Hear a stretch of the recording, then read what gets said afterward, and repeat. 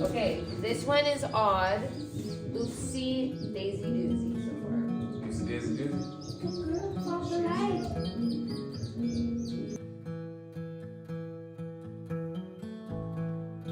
We added new life to the ranch this week while saying goodbye to one of my favorites. Oopsie Daisy Doozy was such a special girl, like literally days old. And I had a feeling we were going to lose her, even though I had hope, because there was a little accident when we purchased her. That's the reason I purchased her. I just saw her fall and was like, ain't no way if anything happens to her that she's gonna pass away in a big tub full of chickens.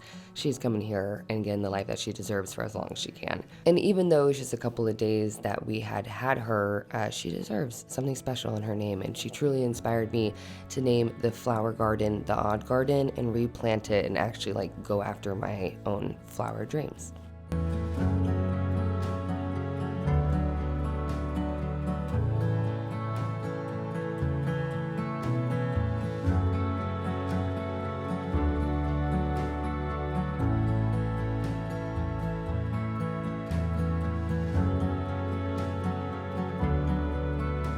Once the girls were all settled in and we honored Odd properly, it was time to still move forward on the living room makeover. As I mentioned before, we're taking this living room really slow, wall by wall, and that's exactly what we're doing here. We're going to make the most of this window wall situation, but not until we grout a couple more layers onto this rock. We actually built this in 2 days with like 1 day, I guess it'd be 3 days, 1 day being a couple hours of prep. We are going to be building a bench attached to essentially like a bar cabinet with a concrete countertop. And Aaron had an idea for the door to glue up some 4x4s and then power carve it on down. So what we're prepping today is gluing up those 4x4s, making sure it's nice and tight, and letting that sit overnight, and then building the form for the concrete countertop for tomorrow's pour.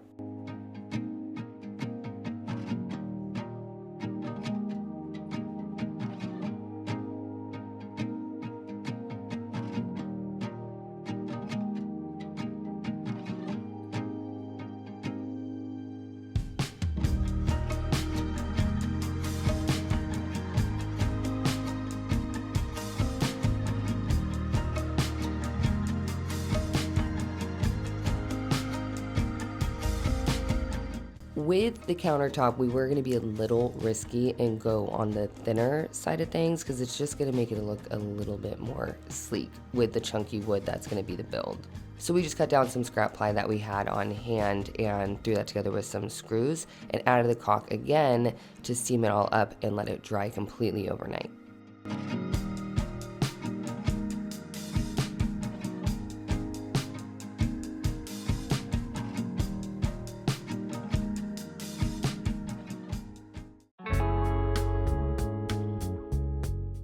Day 2 started out with adding some poly to the concrete form and letting that dry completely. And you want to actually do this. I did not know this. Aaron let me know.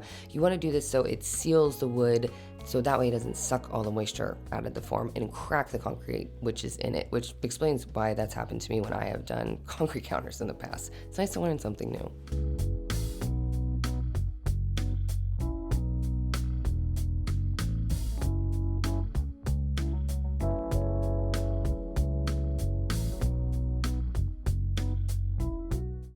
We unclamped that 4x4 glue up that we did, made sure it was all good, and belt sanded down the dried glue in between the seams before Aaron went in and power carved it. Now, he like hand chisels all of his artwork, but he wanted to show me a doable way, and for you guys too, like anybody can grind something down and make a beautiful shape or make something unique.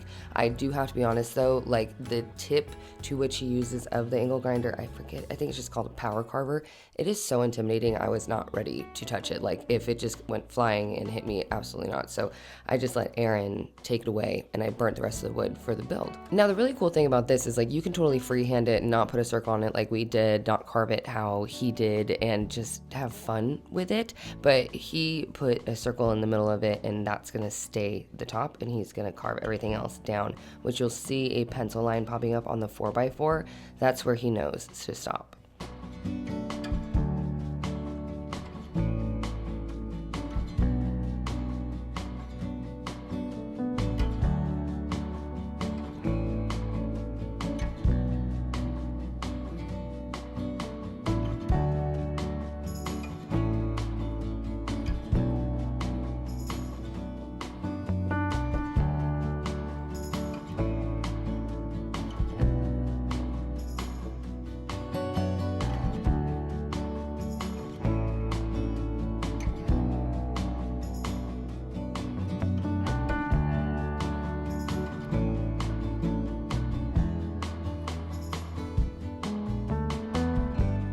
Once he got it to a spot that he liked, he decided to sand it down smooth with an orbital sander, and then we torched and scraped that down to match the other tones of the wood that we're doing.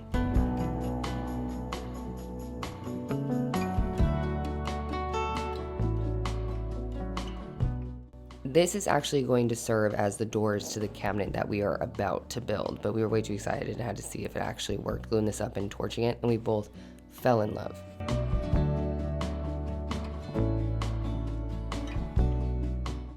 Back to the concrete countertop. Again, it's very thin. You want to put a lath in it. We used some chicken wire and an old piece of a kennel just to give it some strength in the middle, and used some regular concrete mix, which at first we were a little nervous about because it was so chunky, but you'll have to wait to see what we actually think.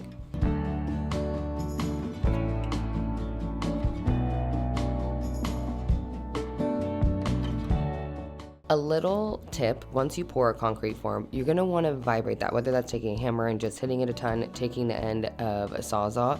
The longer you do it, the less bubbles you will have.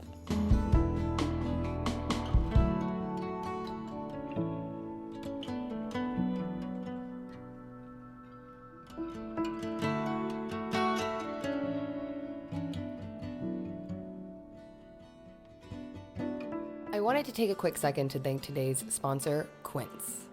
It's really awesome that we're getting to the point of the living room makeover where we get to focus on the smaller details, and I'm just really stoked to be partnering with Quince because Aaron's been a fan. He's had Quince sheets for forever and then turned me on to them, and then so it's like really exciting to be working with them. Quince is your one-stop destination for all high-quality essentials from home goods, clothing, accessories, all at affordable prices. From 100% grade A Magnolian cashmere and buttery soft bamboo bedding to cast iron Dutch ovens and Italian leather bags, Quince brings all the high-end essentials together in one place. By working directly with top-tier manufacturers and cutting out the middlemen, Quince gives you exceptional quality without the markup. What I love the most about Quince is just like being able to go on the site and find literally anything for the space down to the smallest details, like higher quality linen drapes, and even one of my favorite items that we got is this tabletop rechargeable lamp. Now, you're gonna see all of these pieces come together throughout this episode into the little moments of the living room, but I just wanna take a second to show you each item. If you guys are interested in elevating your home with Quince, you can click the link in my description box or scan the QR code that's popping up on screen for free shipping and 365-day returns. We're keeping it pretty simple with the bench build. We're basically copying what we did in the kitchen and the dining room with the 2x4s and just securing things together with wood braces. These aren't even glued up. These are just two pieces of wood that we want the depth of the bench to be literally screwed together.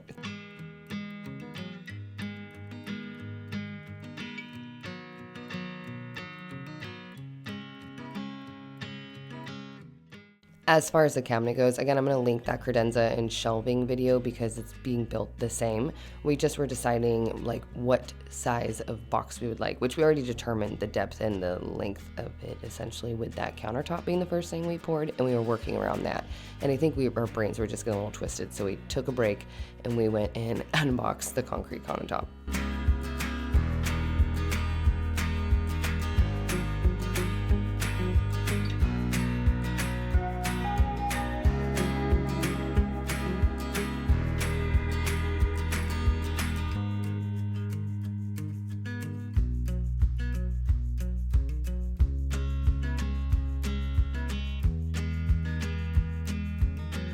Now, mind you, that is fully wrapped in plastic before we unbox it because, again, you want to try to keep the moisture in, and we were pleasantly surprised. Can't believe it didn't crack, and it really looked cool with the plywood wood marks on it, but we will be sanding it down after it cures for like a week.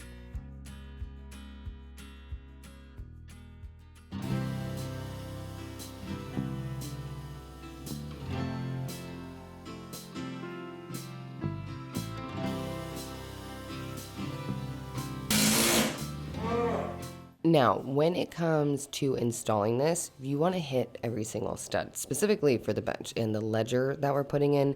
And as I mentioned before, we have basically built everything kind of like this that is floating in our home. I am always impressed by Aaron because, mind you, this is the most furniture I've ever built. I am not a furniture builder, and to be able to learn this with Aaron as he's designing these things on the fly and teaching me at the same time, like doing it very high end for his client, like it's just insanity. But what I always say and I always love is the fact that we are making this house a home together. Oh my gosh, this is so scary.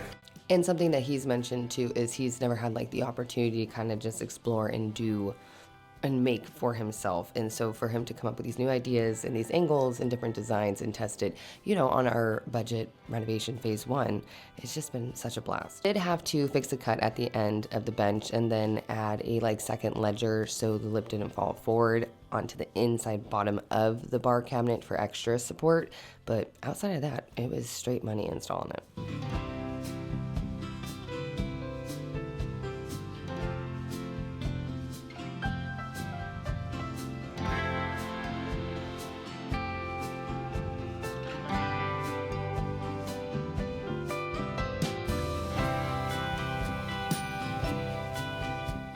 Something Aaron and I noticed that neither of us have noticed before is how much of a glare that window brings in. Like, you can't even really look over when you're in person at the furniture piece in the daytime and enjoy it. So we want to figure out if we should tint or what have you to make the glare kind of go away, because we're both kind of cracking up at it. But outside of that, kicking back on this bench, looking outside the window at the mountains, we were both tripping out for a second.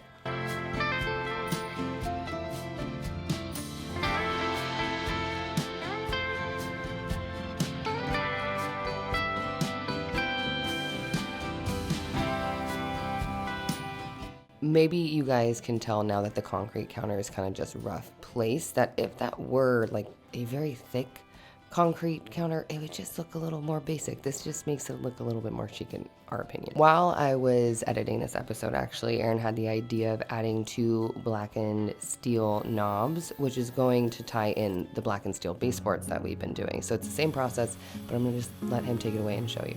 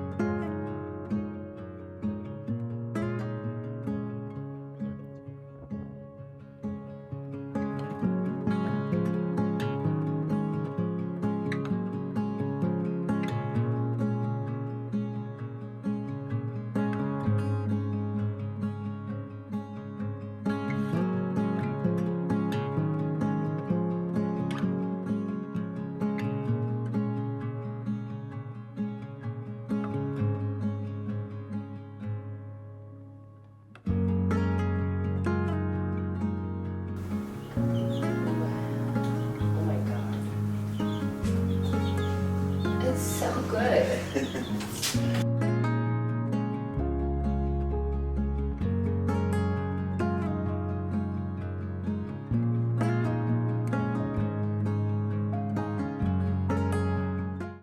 I didn't have a chance to weld the curtain rods, so I apologize for that. And I am also going to custom cut and hem the quince curtains that we received, which I'm very excited to show you in the next episode. But it is pretty wild what a couple pieces of lumber, torching it, concrete countertop, a couple days of work, and a really talented husband can do. I am so glad that I'm not trying to turn around a whole room makeover in 7 days like I used to, and we're taking this bit by bit, and as we're doing that and building out each wall, it's informing the rest of the space and the flow, and this is the main part of our home. It's the biggest part. It's the main entertaining zone. So I hope that you guys enjoyed this build, and we'll see you next week for another DIY.